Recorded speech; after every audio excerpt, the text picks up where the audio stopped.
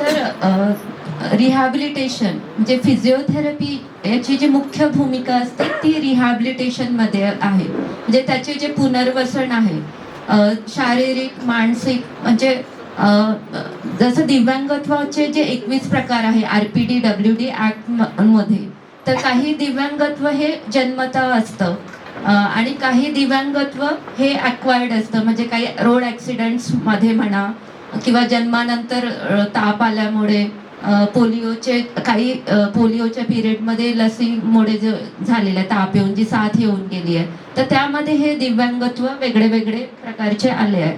तर फिजिओथेरपीमध्ये आपण काय करतो की त्याच्या जी शारीरिक क्षमता आहे व्यक्तीची, आत्ताची जी स्थिती आहे त्याची असेसमेंट करणे की म्हणजे आता काय स्थिती आहे स्नायूंची, आणि काही विशिष्ट प्रकारचे व्यायाम असतात. म्हणजे फिजिओथेरपीमध्ये 2 सेक्शन्स असतात, एक इलेक्ट्रोथेरपी असतं आणि एक एक्सरसाइज थेरपी. म्हणजे काही केसेसमध्ये जसं स्ट्रोक झाला, पक्षाघात झाला, अर्धांगवायू झाला, तर काही मसल्सचे आमच्या भाषेमध्ये त्याला आम्ही स्पास्टिसिटी म्हणतो किंवा कडकपणा आलेला असतो. तर काही त्यांना विशिष्ट व्यायामांद्वारे किंवा इलेक्ट्रोथेरपीमध्ये इलेक्ट्रो मशीन्सच्या सहाय्याने त्यांची जी स्ट्रेंथ आहे ती वाढवल्या जाते आणि त्यांना पूर्ववत कसं काम करता येईल त्याकडे म्हणजे फिजिओथेरपीद्वारे ते पूर्णत्व आणण्याची आपण मदत केली जाते. Next slide. तर आपल्याला जे दिव्यांग हक्कांचे कायदे आहेत त्याच्यामध्ये महत्त्वपूर्ण आरोग्य, शिक्षण आणि रोजगार म्हणजे जे समावेशन कशा पद्धतीने होईल दिव्यांगांचे त्याबद्दल पुरेपूर माहिती आहेच. त्याबद्दल जे 21 प्रकार आहे आणि महत्त्वाचं म्हणजे शिक्षण, रोजगार, आरोग्य व पुनर्वसनांसाठीच्या तरतुदी ह्या RPDWD ऍक्ट 2016 मध्ये दिलेल्या आहेत. Next slide. 21 प्रकारही आपल्याला माहितीच आहे. तर दिव्यांगत्वाची कारणे काय आहेत, तर काही जन्मजातच म्हणजे जन्मताच दिव्यांगत्व असतं.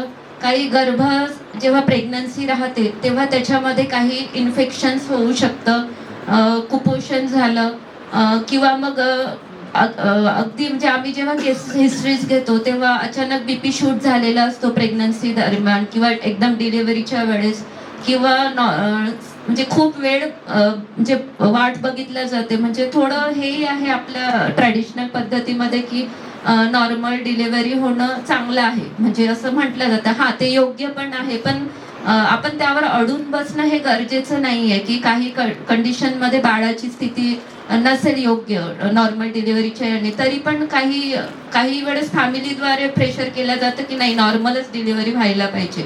आणि अशा वेळेस मी जेव्हा जिल्हा परिषद वाशिमला होते कार्यरत तेव्हा एक BMS डॉक्टर असून त्याचे जे फॅमिलीचीच हिस्ट्री आहे की त्याचं सर्व डिलिव्हरी नॉर्मलच झाल्या पाहिजे आणि त्याच्यामुळे खूप वेळ त्यांना वेदना सहन करावा लागला आणि डिलिव्हरी झाली आणि मेंदूला ऑक्सिजन मिळाला नाही आणि दिव्यांगत्व झालं. म्हणजे जे मेडिकल बॅकग्राऊंड मध्ये पण असतात तरी पण जो अट्टहास असतो त्याच्यामुळे आपण त्याला कारणीभूत पडू शकतो. तर त्यामुळे काही कंडिशन्स मध्ये मेडिकल कंडिशन्सला पण महत्त्व देणे, म्हणजे योग्य वेळेत डिसिजन घेतला गेला पाहिजे की ठीक आहे, म्हणजे मी प्रवृत्त करत नाहीये की सिझेरियन सेक्शनच सर्वांनी करावं, पण जेव्हा काही कंडिशन्स क्रिटिकल असेल, बाळाची स्थिती योग्य नसेल, तर त्यावेळेस मात्र फॅमिलीनी आणि डॉक्टरांनी म्हणजे तो सेकंड ऑफ फ्रॅक्शनचा डिसिजन असतो की ज्याच्यामुळे तुमचं बाळ हे सुदृढ राहील की दिव्यांगत्व होईल, ही रिस्क झोन असते आणि ती खूप तो नाजूक क्षण असतो, तो आयडेंटिफाय करणं खूप गरजेचं आहे आणि लगेच डिसिजन असतात ते योग्य पद्धतीने घेतले गेले पाहिजे.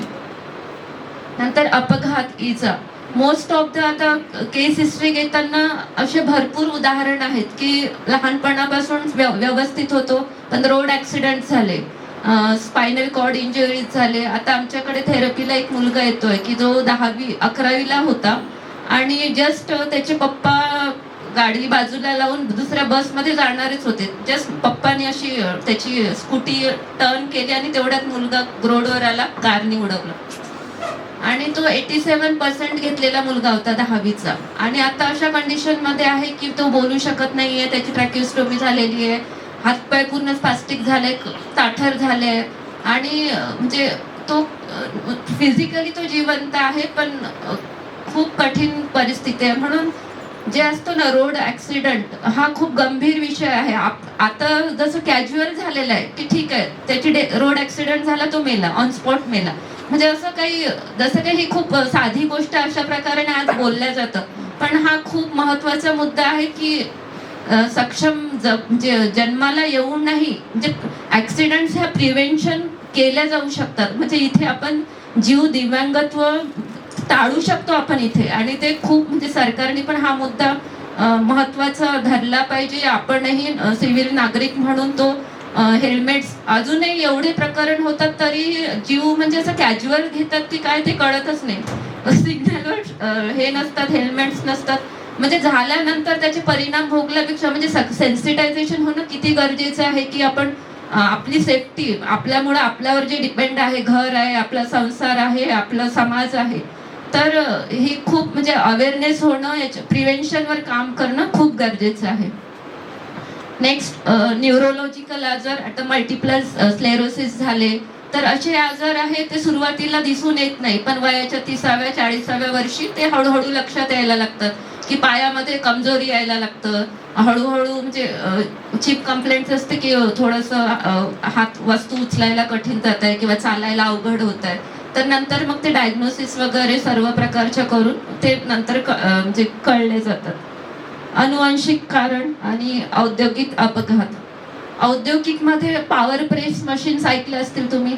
आमच्याकडे म्हणजे 10-15 केसेस तर असेच आहे की मशीन मधून बोट कट झाली आणि कधी कोणाचे 5 बोट गेले, कधी 3 बोट गेली आहे, कधी पूर्ण रिस्ट पासून पूर्ण हात गेलेला आहे. म्हणजे खूप वाईट वाटतं की आपण रोजगारासाठी म्हणजे पोट भरायसाठी जे कष्ट करतो आणि त्याच ठिकाणी जर असे अपघात होत असतील तर किती ही दैनंदिन अवस्था आहे.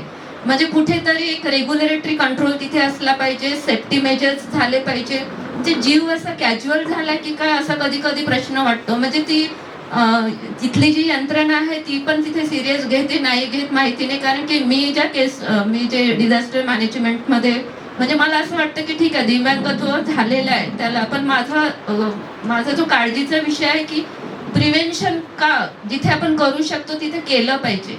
म्हणजे पुढचे दिव्यांगत्व येतील नाही. कारण की आम्ही बघतो ना, ते पॅरेंट्सला खूप मानसिक त्रास असतो.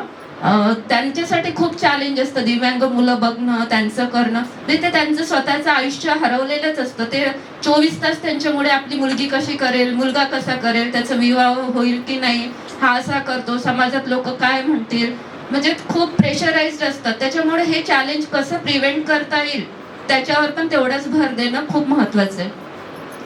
तर अम्प्युटेशनचे हे पॉवर प्रेस मशीनच्या सेफ्टी मेजर्स हे खूप कुठेतरी सिरियसली घेतलं गेलं पाहिजे. Next slide.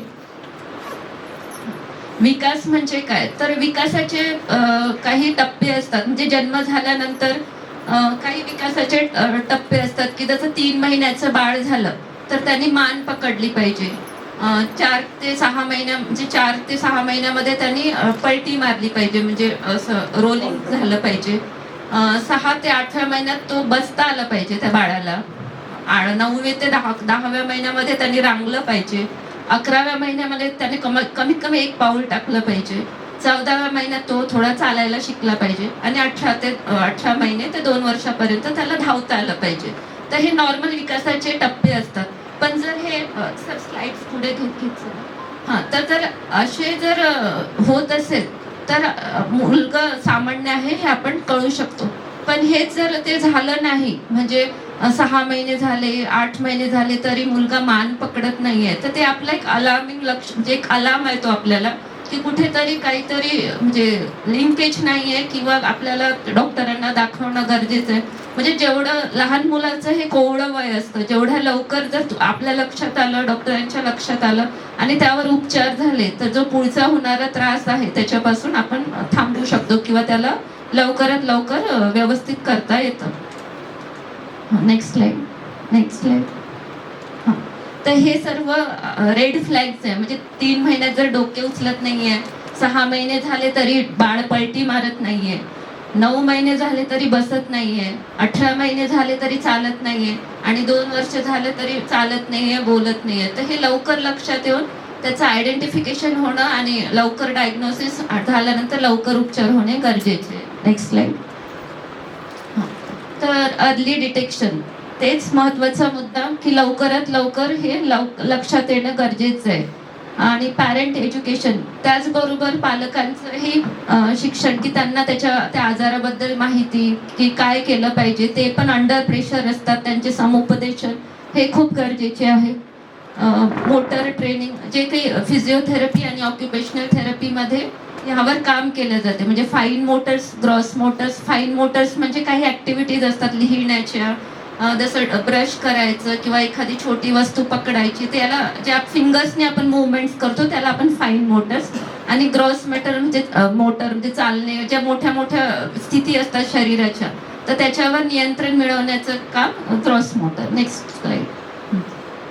तर जेवढ्या लवकर आपलं अर्ली इंटरव्हेन्शन झालं, लवकर लक्षात आलं, तर तेवढी डिसॅबिलिटीचं प्रमाण आहे ते आपल्याला टाळण्यास मदत होते आणि आपलं फंक्शनल इंडिपेंडन्स मिळू शकतो. म्हणजे आपली स्वतःची कामे कमीत कमी आपण स्वतः करू शकतो. Next slide.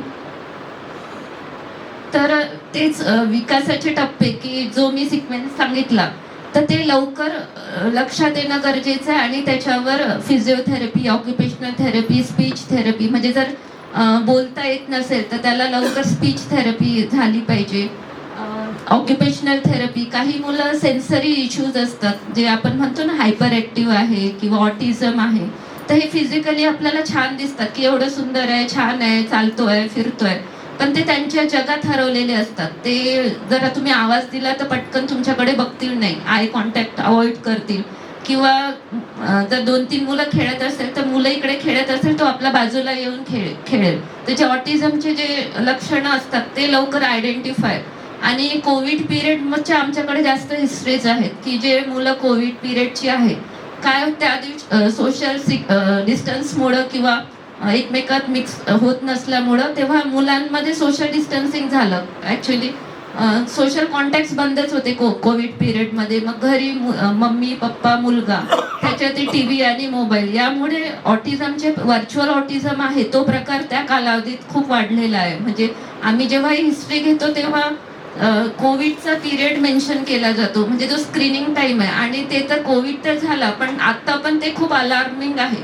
म्हणजे मोबाईलचं तर दिव्यांग सोडा नॉर्मल मुलांना पण बंधन करणं खूप गरजेचं आहे. कारण की आता पेपरला, TV चॅनल्सला बातम्या येत आहे की एक मोबाईल घेऊन मुलगी स्वतःला कोंडून ठेवते, कोणी मोबाईल दिला नाही म्हणून मम्मी पप्पाला मारहाण करत आहे. तर हे नियंत्रण सुटत चाललंय, जे मुलांचं बालपण आहे ते हरवत चाललंय, समाजापासून तुटत जात आहे. म्हणून आपलं पालकांचं, म्हणजे ठीक आहे आई वडील वर्किंग असतील, मुलं पण दिवसभर शाळेत असतील, तर घरी मुलं आल्यावर की अभ्यास झाला का विचारल्यापेक्षा आज दिवसभर शाळेत काय झालं, काय म्हटले तुझे फ्रेंड्स, काय आवडलं तुला, काय ऍक्टिव्हिटी झाला, म्हणजे त्यांच्याशी इमोशनल सपोर्ट खूप गरजेचं आहे. म्हणजे त्यांना विश्वास वाटला पाहिजे की नाही आपले मम्मी पप्पा, आपले पॅरेंट्स आपल्यासोबत आहेत. कारण की मुलं मग एकदा त्यांना वाटलं ना की नाही आपले घरचे पण ते पप्पा लॅपटॉप मध्ये बसले, मम्मी किचन मध्ये आहे, मी माझा मोबाईल बघतो, मी मुलांसोबत खेळतो, त्याला असं वाटतं की यांना काही घेणं देणं नाहीये, चला मी पण माझं बघतो. मग त्या आता काही पेपर्सला न्यूज आलंय की मुलं आउटिंगला गेले आणि 4-5 मुलांचा रोडवर ऍक्सिडेंट झाला, 8वी-9वीचे मुलं. तर खूप आपल्याला खूप सेन्सिटिव्ह मुद्दे आहे. म्हणजे आता तर मुलं जगणं ही पहिली जबाबदारी आहे आपली की ते जगले पाहिजेत. बाकीचं त्यांचं एज्युकेशन, हेल्थ ते तर खूप दुसऱ्या नंबरवर गेलेल्या आहेत गोष्टी. Next slide. उपचार पद्धती. तर काही दिव्यांगत्वाच्या प्रकारामध्ये आपल्याला औषधोपचार लागतो. काही जणांना फिट्स येतात, तर त्यांना सायकॅट्री ट्रीटमेंट म्हणजे ज्या औषधी असतात फिट्सच्या त्या नियमितपणे देणं खूप गरजेचे असतात. शस्त्रक्रिया. तर काही केसेसमध्ये जेव्हा कॉन्ट्रॅक्चर्स झालेले असतात स्नायूंचे, म्हणजे कडकपणा आलेला असतो की जे नॉर्मल फिजिओथेरपीद्वारे सुद्धा कव्हर होण्यास म्हणजे प्रॉब्लेम येतो किंवा खूप वेळ लागू शकतो किंवा होऊ शकत नाही.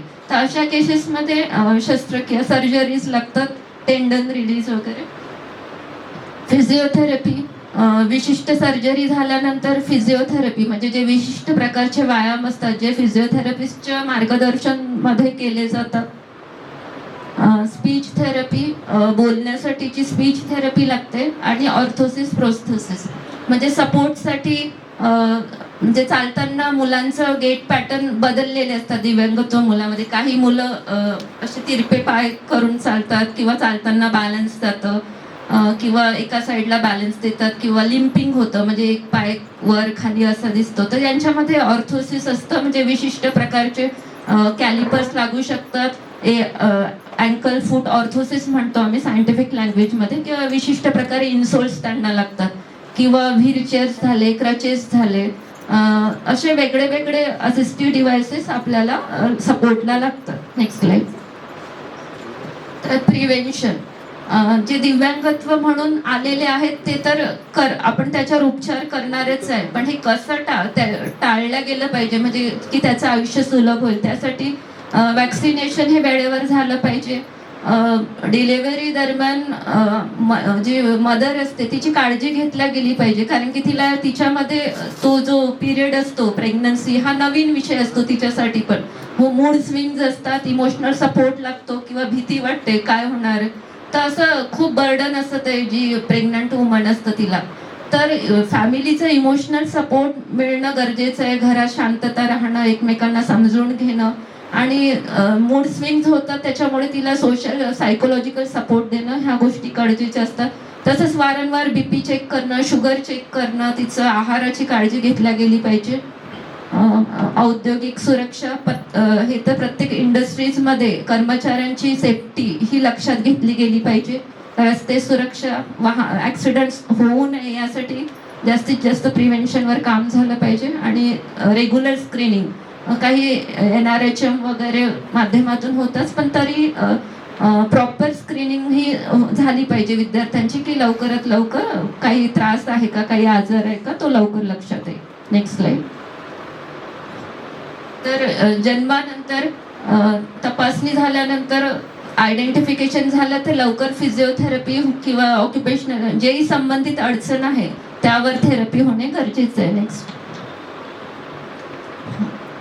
तर चॅलेंजेस आहेतच दिव्यांगत्वांचे, समजून म्हणजे ते फ्रस्ट्रेशनच असतात. आमच्याकडे पालक येतात, ते खूप म्हणजे आम्हाला दिसून येतं की त्यांचा काय त्रास आहे, किती वैतागलेले आहेत, बराच वेळ थांबावलं, म्हणजे ते त्यांचं आयुष्य हरून ते त्यांच्या मागे एकच विचार असतो की आता पुढे काय होणार, काय होणार, मग लवकरात लवकर आमचं थेरपी होणार. म्हणजे ते त्याच विश्वात असतात की पटापट कशी होईल का नाही, चांगलं कधी लवकर चालणार, कधी लवकर उभं राहणार, कधी हे. तर असे सततचे प्रश्न आहे, म्हणून पालकांना सपोर्ट खूप गरजेचं आहे. Next slide.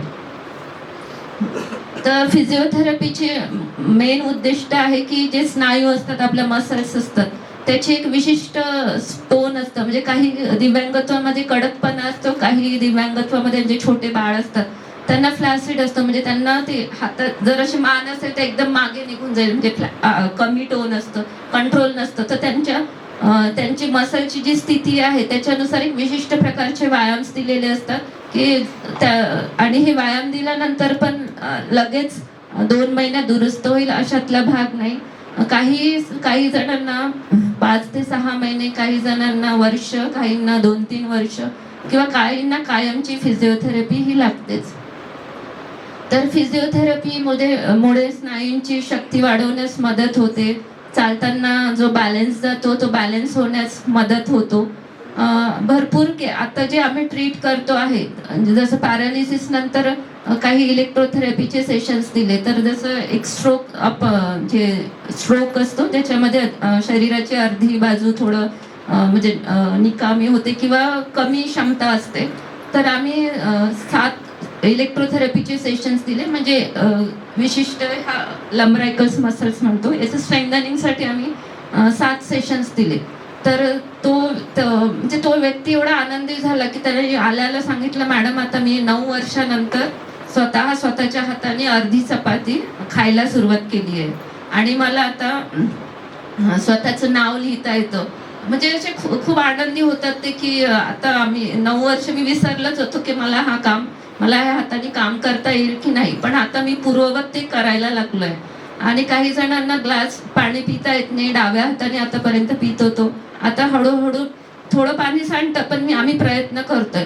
म्हणून असं खूप जर योग्य ट्रीटमेंट झाली तर जो आत्मविश्वास निघून गेलेला असतो रुग्णांमध्ये म्हणजे PWDs मध्ये, तर तो पूर्ववत आणता येतात आणि पुन्हा ते नव्या उमेदीने जगू शकतात. नेक्स्ट. सेरेब्रल पाल्सी छोट्या मुलांमध्ये जेवढ्या लवकर निदान झालं तेवढ्या लवकर फिजिओथेरपीमध्ये काही बॉल विशिष्ट प्रकारचे पीड्स फिजिओथेरपी लागतं याला. पीड्स फिजिओथेरपिस्टद्वारे आमच्या डिपार्टमेंटमध्ये डॉक्टर इंद्रजा मोहिते पीड्स फिजिओथेरपिस्ट आहे. तर छोट्या मुलांसाठी विशिष्ट प्रकारचे व्यायाम असतात आणि त्या तो प्रोटोकॉल असतो की आधी मान म्हणजे ट्रंक कंट्रोल, नेक कंट्रोल, विशिष्ट प्रकारचे व्यायाम असतात त्या प्रोटोकॉलनुसार ते कंटिन्यू केलं जातं. स्ट्रोक जो अर्धांग वायू आजकाल BP स्ट्रेस सुरुवातीला असं वाटायचं की 60-70 वर्ष झाले की तेव्हा लकवा येईल, पण आता त्याचं वय निश्चित राहिलं नाहीये. 30व्या वर्षी स्ट्रोक येतो आहे, 11वी-12वीची मुलं स्ट्रोक येत आहे. तर हे प्रचंड जो तणाव आहे ना तो कारणीभूत आहे. म्हणजे जो काही हिस्ट्रीमधून घेतो ना जो तणाव आहे तो पॅरालिसिस होण्यात म्हणजे महत्वाचा रोल आहे. आताही आपण अशा हो पण आपली पुढची स्थिती काय असेल हे सांगता येत नाही. म्हणून प्रत्येकाने स्ट्रेस मॅनेजमेंट हा खूप महत्वाचा विषय आहे की त्याच्यावर काम झालं पाहिजे. म्हणजे कधी जर प्रचंड तणावात असेल तर स्ट्रोक कधी पण येऊ शकतो आणि आपण अर्धांग वायूला जाऊ शकतो सामोरे. असं ऑर्थोपेडिक जे आर्थरायटिस वगैरे, स्ट्रेंथनिंग, पार्किन्सन्स म्हणजे जे विशिष्ट प्रकारचे 21 प्रकार आहेत त्याच्यामध्ये काही केसेसमध्ये जसं पार्किन्सन्स मध्ये थरथराट असतो, जाताना बॅलन्स जातं, तर बॅलन्स ट्रेनिंग वगैरे दिल्या जातं. Next slide. Next slide. तर असं हे दिव्यांगत्व हा एखाद्या आपला मुद्दा नसून हा देशाचा मुद्दा आहे, समाजाचा आहे, प्रत्येक राज्यात आहे. आता पुणे PCMCचं भाग्यच म्हणावं लागेल की इथे दिव्यांग भवनची सुरुवात झाली आहे. असेच दिव्यांग भवनचं प्रत्येक ठिकाणी म्हणजे चर्चा चालू आहे मग सांगितल्याप्रमाणे. तर याची खूप महत्वपूर्ण भूमिका निभावते कारण की एका रूफमध्येच आपल्याला फिजिओथेरपी, आता आमचं जे दिव्यांग भवन आहे इथे physiotherapy, occupational therapy, speech therapy, music, dance, piano department, psychological counselling जे पॅरेंट्सला पण मिळतं आणि दिव्यांग मुलांना पण. तर हे खूप कठीण आहे. बाहेर physiotherapy, occupational therapy, speech therapy याचे सेशन्स खूप महागडे असतात आणि जे पॅरेंट्सला वारंवार, कारण की दिव्यांगत्वाचे काही प्रकार असे आहे की 2-3 सेशन्स झाले किंवा 5-6 महिने घेतलं तर बरं होऊन जाईल अशातला भाग नाही. हे कायम याला वर्ष लागतात, जास्त वर्ष लागतात आणि सर्वच पॅरेंट्सला ती महागडी फी परवडेल असे नाही. तर ह्या सर्व पालकांसाठी हे दिव्यांग भवन खूप महत्वाची भूमिका निभावते. Next slide. तर जे इथे दिव्यांग फिजिओथेरपी इथे घेतल्या जातेच, पण तेच जे विशिष्ट व्यायाम घेतल्या जातात तर त्याची होम फॉलोअप पण होणे तेवढंच गरजेचं आहे. कारण की मुलगा जास्त वेळ घरी राहतो, जसं आपण शाळेमध्ये शिकवल्यानंतर होमवर्क दिल्यानंतर रिव्हिजन होतं आणि ते फिक्स होतं ब्रेनमध्ये, तसंच फिजिओथेरपी इथे पण सेशन्स घेतल्या जातात. कधी कधी अल्टरनेट डे रश वाढल्यामुळे अल्टरनेट डे सेशन दिल्या जातात. तर ज्या दिवशी आपलं सेशन नाही आहे त्या दिवशी किंवा एका दिवशी इथून गेल्यावर पण संध्याकाळी होम थेरपी जे काही एक्सरसाइज असतात ते घरी पण करणे गरजेचं आहे की ज्याच्यामुळे ज्याचे इफेक्टिव्हनेस आहे तो वाढेल. दिव्यांगासाठी शासकीय योजना आहेतच. Next slide. तर सर्वात महत्वाचं आहे की अर्ली इंटरव्हेन्शन म्हणजे लवकरात लवकर ते कळालं पाहिजे. कळाल्यानंतर त्याची ट्रीटमेंट झाली पाहिजे, त्याचा फॉलोअप झाला पाहिजे, समाजासोबत जुळल्या गेलं पाहिजे. आणि काही जे प्रिव्हेंटेबल कॉजेस आहे की आपापसातली जी लग्न होतात हा पण एक मुद्दा आहे काही समाजामध्ये. त्याच्यामुळे दिव्यांगत्वाचं प्रमाण वाढतं. म्हणजे काही मुद्दा आम्ही डायरेक्ट बोलू नाही शकत किंवा आम्ही आमच्या पद्धतीने काउन्सिलिंग करतो, पण तो एक महत्वाचा मुद्दा आहे जो फोकस झाला पाहिजे. कारण की आपसामध्ये आत्ते घरी भाची किंवा जवळच्या रिलेशनमध्ये लग्न केल्यास मध्ये जेनेटिक म्युटेशन्स होऊ शकतात आणि रिस्क वाढते. प्रत्येकासोबत होईल असं नाही, पण 1% का रिस्क होईना ते बालकं तर अफेक्ट होणारच आहे. त्याच्यामुळे प्रिव्हेन्शनवर परत एकदा सांगते काम करणं खूप महत्वाचं आहे आणि समाजा थ्रूच असे अवेअरनेस सेशन होणं खूप गरजेचं आहे. तर शेवटी मी एकच सांगेल, मी नवोदय विद्यालयामध्ये शिकताना आमचं एक ब्रीद वाक्य होतं, come to learn and go to serve. तर तसंच मी दिव्यांग भवनसाठी सांगेल, come for therapy and go for on. म्हणजे तुम्ही लवकरात लवकर या, लवकरात लवकर चांगले व्हा, स्वतः सक्षम म्हणा, रोजगार मिळा आणि स्वावलंबी व्हा. धन्यवाद.